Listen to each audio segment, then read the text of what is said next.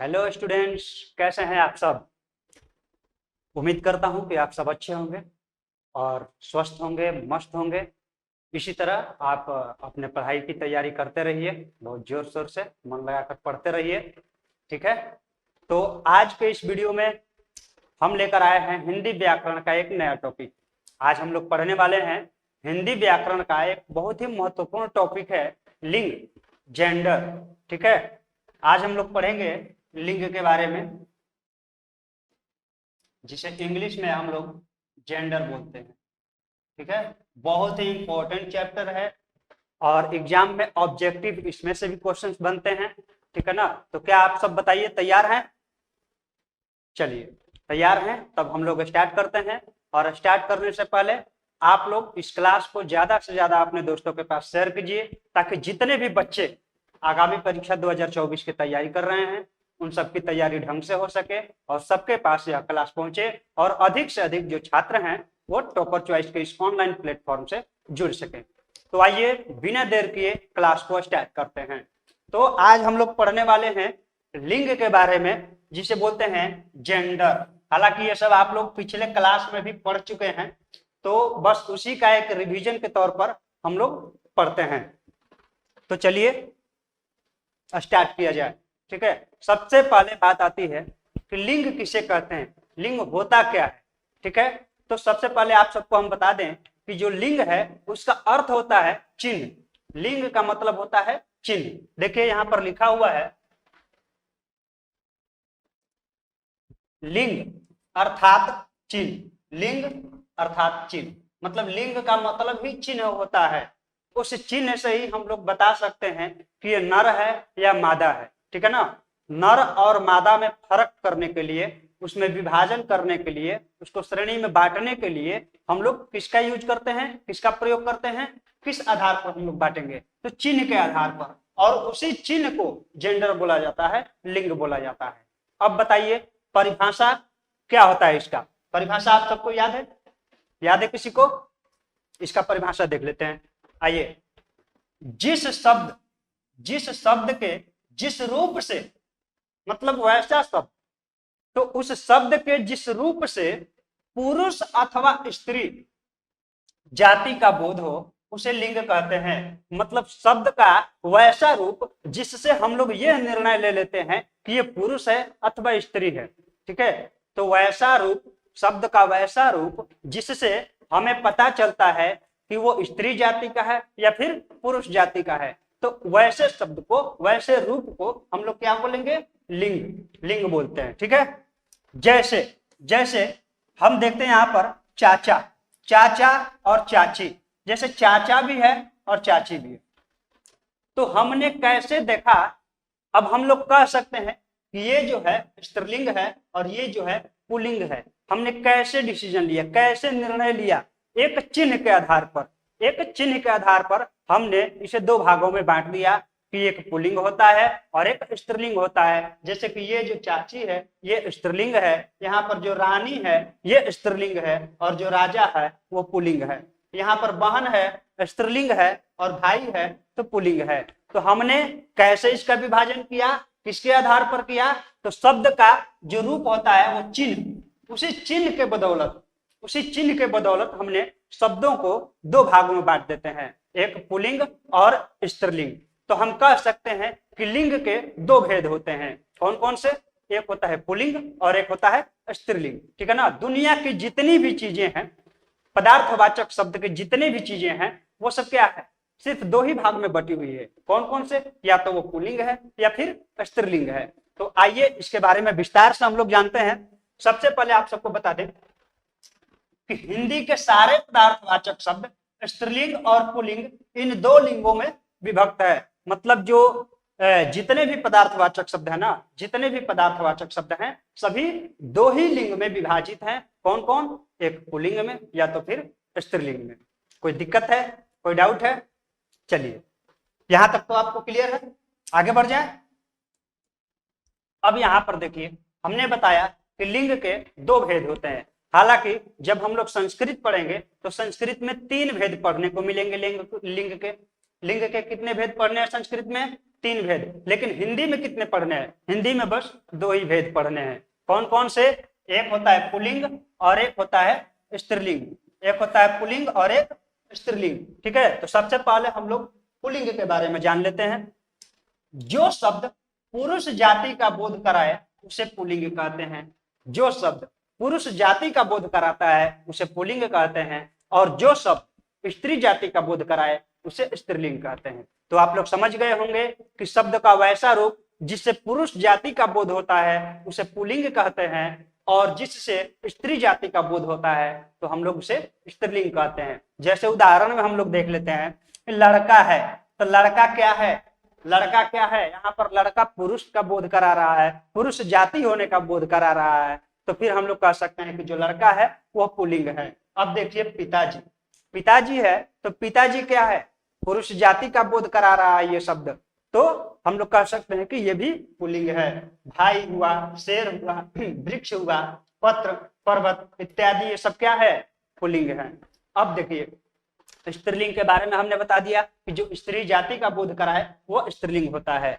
जो शब्द स्त्री जाति का बोध कराए उसे स्त्रीलिंग कहते हैं। जैसे लड़की, अब यहाँ पर देखें लड़की, तो लड़की से क्या क्या पता चल रहा है कि लड़की जाति, जो लड़की स्त्री जाति का बोध हो रहा है, लड़की से स्त्री जाति होने का बोध हो रहा है, तो हम लोग कह सकते हैं कि जो लड़की है स्त्रीलिंग है। शिक्षिका है स्त्रीलिंग है, बहन है स्त्रीलिंग है, शेरनी है स्त्रीलिंग है। मतलब कि शब्द का वैसा रूप जिससे स्त्री जाति होने का बोध हो तो हम कह सकते हैं कि वह शब्द स्त्रीलिंग है। कोई डाउट, कोई दिक्कत? कोई भी डाउट नहीं रह जाएगा आप लोगों के लिए, कोई भी डाउट नहीं बचेगा, मैं वादा करता हूं। तो आगे बढ़ जाएं, चलिए आगे बढ़ लेते हैं। अब है बात आती है कि जितने भी पदार्थवाचक शब्द हैं वो तो 2 लिंग में विभक्त है, विभाजन हो गया है, या तो वो पुल्लिंग होंगे या फिर स्त्रीलिंग होंगे। लेकिन सवाल ये है कि हम लोग उसे पहचानेंगे कैसे? कैसे पहचानेंगे कि ये पुल्लिंग है या फिर स्त्रीलिंग है? तो पहचानने के कुछ तरीके हम बता दे रहे हैं यहाँ पर कि हम लोग जल्दी से जल्दी, क्योंकि अगर एग्जाम में आ जाए ऑब्जेक्टिव में, जैसे घास क्या है, ऑब्जेक्टिव में आ जाएगा कि घास क्या है, आप लोग को पता है? पता है आप लोगों को? पता है आप लोगों को? कमेंट करके बताइए घास क्या है, स्त्रीलिंग है या पुल्लिंग है? तो एग्जाम में आप लोग क्या करोगे? ज्यादा टाइम वेस्ट करोगे सोचने में, सोचने में ज्यादा टाइम वेस्ट हो जाता है। फिर या तो उसका वाक्य बनाओगे, वाक्य प्रयोग द्वारा कर पाओगे। बहुत सारे बच्चे ऐसे हैं कि वाक्य प्रयोग के द्वारा भी नहीं पहचान पाते हैं कि ये स्त्रीलिंग है या फिर पुल्लिंग है। तो यहाँ पर कुछ हम आपको तरीका बता देते हैं, कुछ नियम बता देते हैं जो कि बहुत ही आसानी से आप लोग उसका निर्णय कर सकेंगे कि वो स्त्रीलिंग है या फिर पुल्लिंग है। तो घास, जैसे लोग बोलते हैं घास हरी है, तो घास का प्रयोग हमेशा स्त्रीलिंग जाति में होता है। वाक्य प्रयोग द्वारा आप देख लीजिए, घास हरी है, घास बढ़ गई है, ये सब क्या हुआ? तो हम कह सकते हैं कि स्त्रीलिंग है। लेकिन पहचानने का तरीका हम आप लोग को बताते हैं कि आप लोग डायरेक्ट पहचान जाओगे कि ये पुल्लिंग है या फिर स्त्रीलिंग है। तो आइए सबसे पहले देख लेते हैं पुल्लिंग के बारे में। पुल्लिंग को हम लोग कैसे पहचान पाएंगे? वर्णमाला के ह्रस्व ई, दीर्घ ई और री को छोड़कर शेष सभी अक्षर पुल्लिंग होते हैं। जो देखिएगा वर्णमाला में जो ह्रस्व ई है और दीर्घ ई है और री, इन तीनों को छोड़कर बाकी शेष जितने भी वर्णमाला होते हैं वो क्या होते हैं? पुल्लिंग होते हैं। ये तो हो गई वर्णमाला की बात। अब बात करते हैं अनाजों के नाम। अनाजों के जितने भी नाम होते हैं वो क्या होते हैं?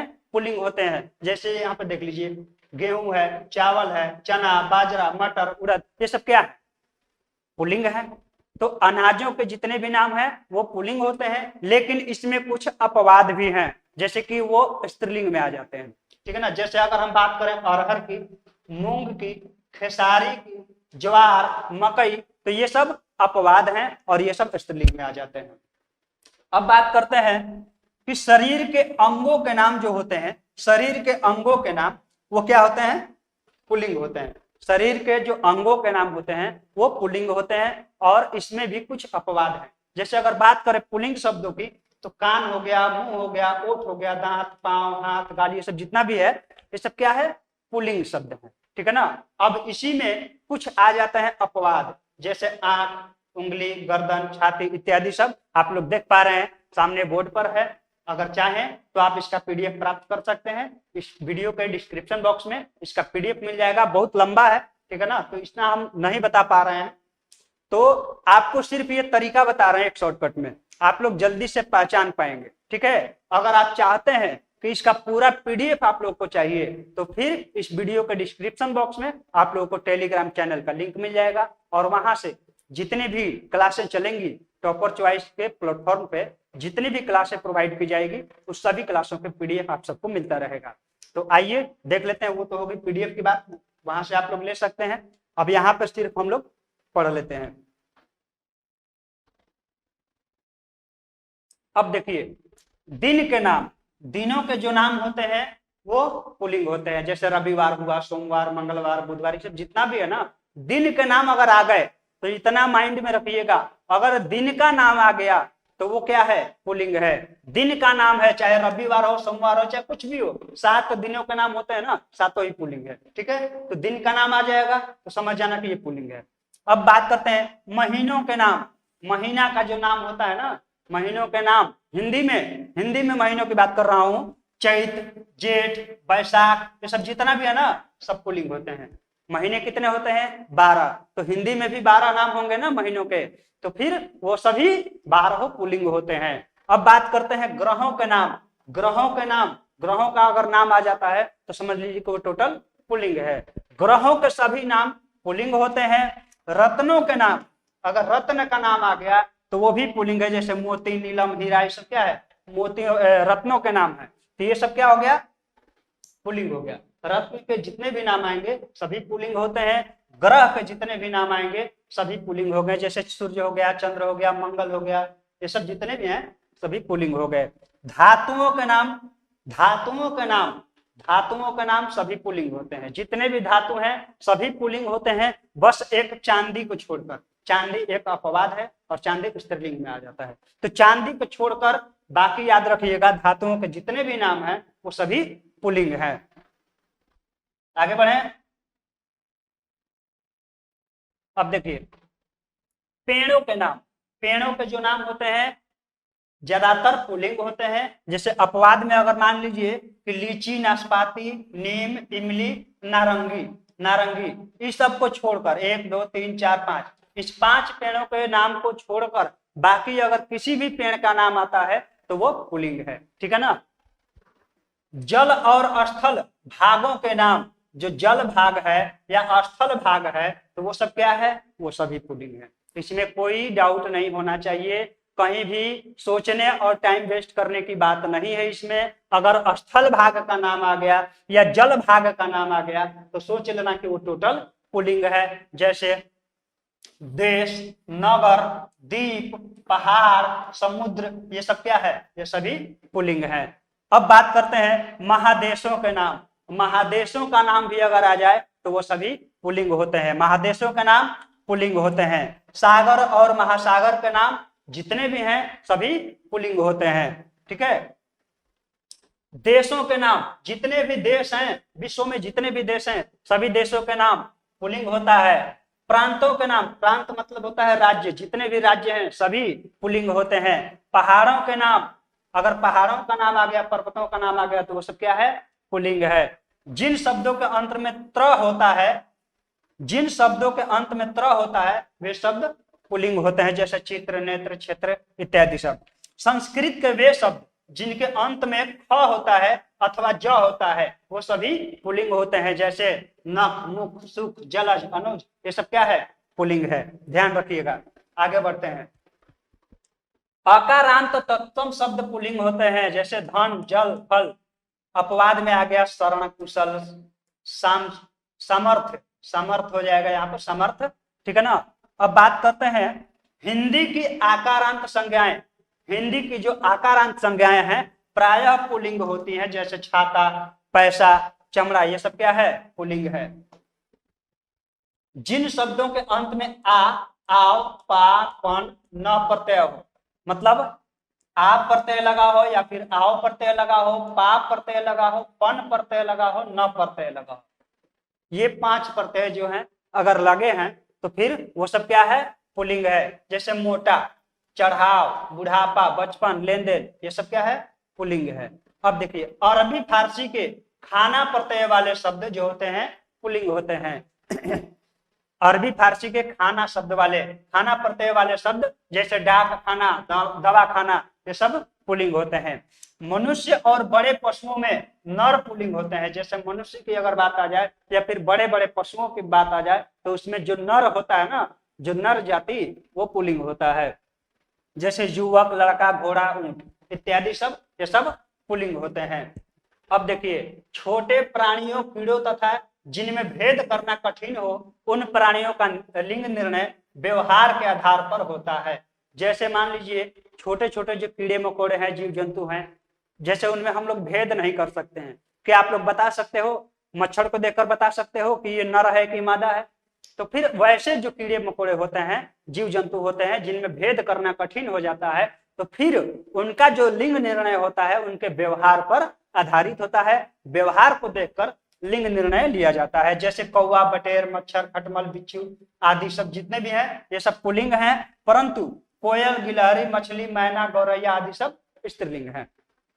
ठीक है, अब बात करते हैं स्त्रीलिंग शब्द की पहचान। स्त्रीलिंग शब्द को कैसे पहचानेंगे? तो याद रखिएगा वर्णमाला के ह्रस्व ई, दीर्घ ई और री अक्षर स्त्रीलिंग होते हैं। पुल्लिंग में क्या बताए थे कि इन तीनों को छोड़कर बाकी सभी पुल्लिंग होते हैं, लेकिन अब स्त्रीलिंग की बात हो रही है तो ये तीनों ही स्त्रीलिंग होते हैं। स्त्रियों के नाम स्त्रीलिंग होते हैं। स्त्री जाति का जितना भी नाम है सभी स्त्रीलिंग होता है। रमा, दया, रंजना, ये सब। भाषा तथा बोलियों के नाम स्त्रीलिंग होते हैं। हिंदी, संस्कृत, भोजपुरी, मगही। तिथियों के नाम पूर्णिमा, अमावस्या, तृतीया, चतुर्थी, ये सब जितने हैं सभी स्त्रीलिंग होती हैं, ध्यान रखिएगा। नदियों के नाम स्त्रीलिंग होते हैं। नदियों के नाम जितनी भी हैं सभी स्त्रीलिंग होते हैं, सिंधु और ब्रह्मपुत्र को छोड़कर, क्योंकि ये पुल्लिंग हो जाता है।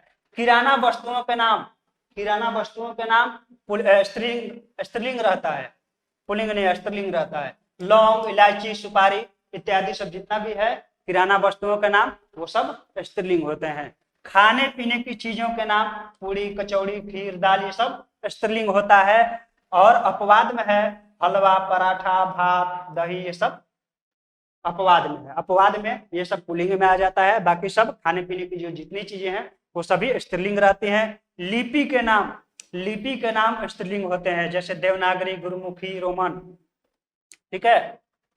संस्कृत के उकारांत शब्द लता, दया, कृपा, ये सब स्त्रीलिंग होते हैं। अपवाद में पिता और ब्रह्मा। संस्कृत के उकारांत शब्द रीति, क्षति, हानि, तिथि, ये सब स्त्रीलिंग होते हैं। उकारांत तत्सम संज्ञाएं, उकारांत तत्सम संज्ञाएं स्त्रीलिंग होती हैं, जैसे वायु, आयु, वस्तु। हिंदी इकारांत, हिंदी इकारांत ध्यान दीजिएगा दीर्घ इकारांत है। हिंदी की दीर्घ इकारांत संज्ञाएं जैसे नदी, ध्वनि, चांदी, हंसी, ये सब क्या है? स्त्रीलिंग है। अपवाद में हो गया हाथी, मोती, घी, पानी, पंछी आदि। ठीक है, आगे बढ़े। वे भाववाचक संज्ञाएं जिनके अंत में ट, वट, फट होते हैं, वैसे भाववाचक संज्ञाएं जिनके अंत में या तो ट लगा हो या फिर वट लगा हो या फिर हट लगा है, तो वो सब स्त्रीलिंग हो जाते हैं। जैसे झंझट, बनावट, चिकनाहट, सजावट। कुछ प्राणीवाचक संज्ञा शब्दों का प्रयोग केवल स्त्रीलिंग में ही होता है। कुछ प्राणीवाचक जो होते हैं, कुछ प्राणीवाचक संज्ञा शब्दों का प्रयोग जो है हमेशा ही स्त्रीलिंग में होता है, उनका पुल्लिंग होता ही नहीं है, उनका पुल्लिंग होता ही नहीं है। जैसे सुहागिन, सुहागिन का कोई पुल्लिंग होता है? बिल्कुल नहीं। सती का, सती का होगा? सता नहीं होगा। ठीक है, तो सती का सता नहीं हो सकता है, सुहागिन का सुहागना नहीं हो सकता है। तो फिर कुछ ऐसे शब्द हैं जिनका सिर्फ स्त्रीलिंग में ही प्रयोग होता है, उसका पुल्लिंग नहीं होता। सुहागिन, सती, सवत, भाई, नर्स। ठीक है, संतान, पुलिस, ये सब इत्यादि सब आप लोग देख पा रहे हैं। आगे बढ़ते हैं। कुछ संज्ञा शब्द ऐसे हैं जो पुरुष जाति के लिए प्रयुक्त होने पर पुल्लिंग और स्त्री जाति का लिए प्रयुक्त होने पर स्त्रीलिंग माने जाते हैं। कुछ ऐसे शब्द हैं कि उसका कोई भी निर्णय नहीं रहता है, कोई मतलब आधार नहीं रहता है कि वो स्त्रीलिंग है या पुल्लिंग है। अगर पुरुष जाति के लिए पुरुष जाति के लिए अगर उस शब्द को हम लोग प्रयोग कर रहे हैं तो फिर वह पुल्लिंग हो जाएगा। अगर स्त्री जाति के लिए प्रयोग कर रहे हैं तो फिर वह स्त्रीलिंग हो जाएगा। ध्यान देते हैं, प्रधानमंत्री, प्रधानमंत्री अगर बात की जाए तो प्रधानमंत्री अगर आपका पुरुष है तो वहां पर प्रधानमंत्री शब्द जो है पुल्लिंग हो जाएगा। अगर आपके प्रधानमंत्री स्त्रीलिंग है, स्त्री जाति से है, तो फिर यही प्रधानमंत्री जो शब्द है वो स्त्रीलिंग हो जाएगा। राष्ट्रपति, राष्ट्रपति जो पुल्लिंग नर जाति के हैं तो फिर ये जो राष्ट्रपति शब्द है ये पुल्लिंग हो जाएगा। और स्त्री जाति के हैं तो फिर ये राष्ट्रपति जो शब्द है स्त्रीलिंग हो जाएगा। ठीक है, ऐसे राजदूत है, डॉक्टर, मैनेजर, ये सब जितना भी है। कुछ समूहवाचक शब्द स्त्रीलिंग होते हैं, कुछ समूहवाचक शब्द, पूरे समूह की अगर बात की जाए उस शब्द से पता चले पूरे समूह के बारे में तो फिर वो सब स्त्रीलिंग होता है। जैसे संसद, सेना, सभा, सरकार, परिषद, ठीक है, ये सब क्या है? स्त्रीलिंग है। अब देखिए विशेष, यौगिक शब्दों में लिंग उनके अंतिम खंड के अनुसार निर्धारित होते हैं। जो यौगिक शब्द होते हैं, यौगिक आप सबको हम पहले बता चुके हैं कि यौगिक शब्द क्या है। अगर आपने वो वीडियो नहीं देखा है तो आप जाकर के इसके डिस्क्रिप्शन बॉक्स में लिंक मिल जाएगा उस वीडियो का भी, और उस वीडियो को आप लोग देख सकते हैं, प्ले लिस्ट में मिल जाएगा। ठीक है, तो यौगिक शब्द जो होते हैं ना उनके अंतिम खंड के अनुसार निर्धारित होते हैं। जैसे हमने कहा न्यायपीठ, तो न्यायपीठ में पीठ को देखेंगे। ठीक है, क्योंकि ये दो, यहां पर आप सबको समझा देते हैं। न्यायपीठ, न्यायपीठ है तो दो शब्दों से मिलकर बना है। कौन कौन? न्याय और पीठ, न्याय और पीठ। तो हम लोग क्या कर रहे हैं यहाँ पे कि अंतिम खंड के अनुसार, तो अंतिम खंड कौन सा हुआ? पीठ। तो अब इसके अनुसार निर्धारित होगा कि स्त्रीलिंग है कि फिर पुल्लिंग है। तो यहाँ पर पीठ स्त्रीलिंग है तो ये स्त्रीलिंग माना जाएगा, जो न्यायपीठ है स्त्रीलिंग माना जाएगा। पाठशाला में बात करें तो जो अंतिम खंड है शाला, ये भी स्त्रीलिंग है। रक्षाबंधन की बात की जाए तो जो बंधन है ये पुल्लिंग है, तो फिर रक्षाबंधन भी पुल्लिंग हो जाएगा। आगे बढ़े। अब देखिए यहाँ पर पुल्लिंग से स्त्रीलिंग बनाने के कुछ नियम दिए गए हैं, आप लोग देख लीजिए। अकारांत तथा आकारांत पुल्लिंग शब्दों में अ या आ को दीर्घ ई कर देने से स्त्रीलिंग बनते हैं। जैसे पुत्र है तो दीर्घ ई लगा देंगे, पुत्री हो जाएगा। बच्चा है, दीर्घ ई लगा दिए, बच्ची हो गया।